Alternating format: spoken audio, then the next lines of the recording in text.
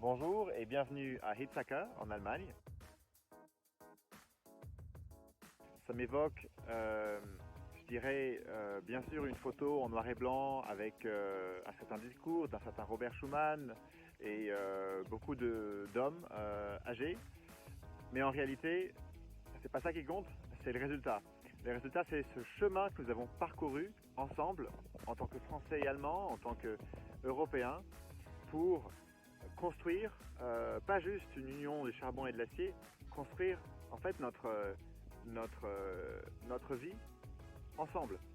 Aujourd'hui, je construis dans un village en Allemagne des maisons durables pour notre avenir à tous.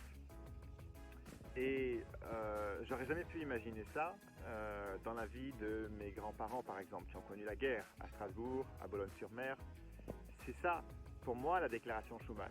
C'est-à-dire qu'on a eu une idée absolument révolutionnaire, absolument rebelle, extrêmement jeune en fait, même si ils sont âgés, ils ont une idée complètement dingue, qui est celle de dire non à l'Europe intergouvernementale telle qu'on la faisait avant, en créant l'Union européenne, ou son ancêtre, en créant plus tard le Parlement européen, en créant la Commission, en créant toutes ces institutions qui en fait ne sont pas juste des choses abstraites.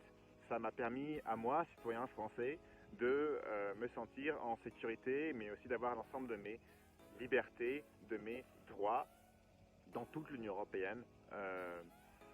C'est une espèce de miracle en fait, qu'on ait réussi à faire ça après avoir massacré 35 millions de civils en 6 ans, juste avant la déclaration Schuman. Il faut célébrer ce miracle-là et bien sûr il faut essayer le plus possible de le préserver.